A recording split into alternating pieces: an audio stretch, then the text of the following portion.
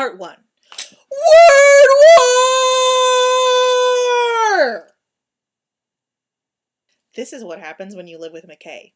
You have daggers lying around the house. Our children are going to be so cool. This weekend at GWell, we're doing a whole mess of word wars. Word wars are a battle between writers to see who can write the most in 30 minutes. It's a really great way to get past writer's block, especially if you just can't turn off the inner editor.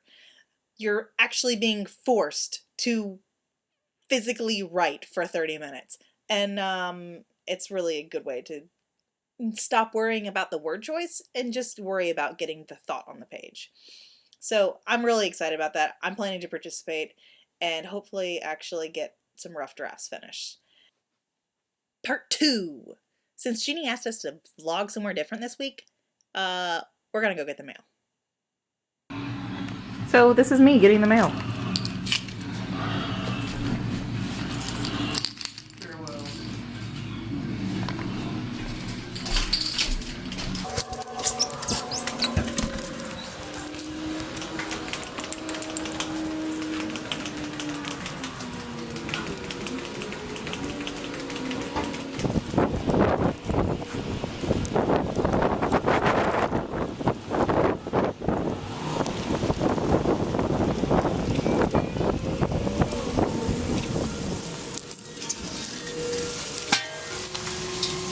And this is me getting the mail.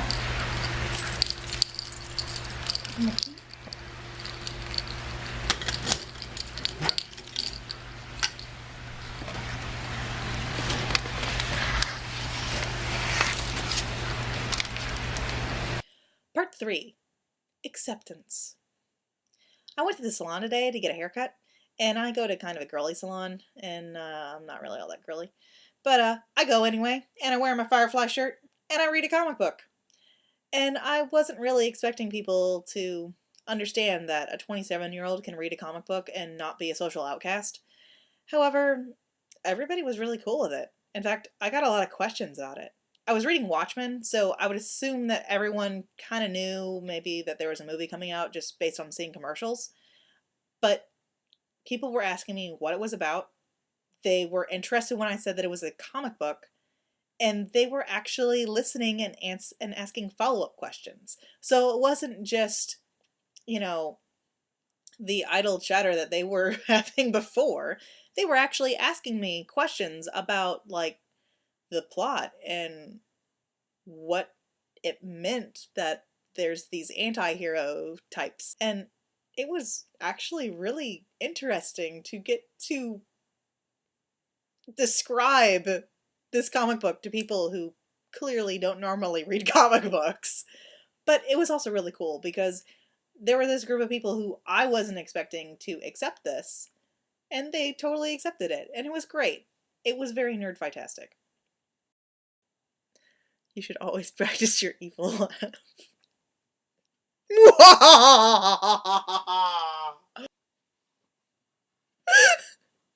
In case you're wondering, it's really, really fun to laugh maniacally.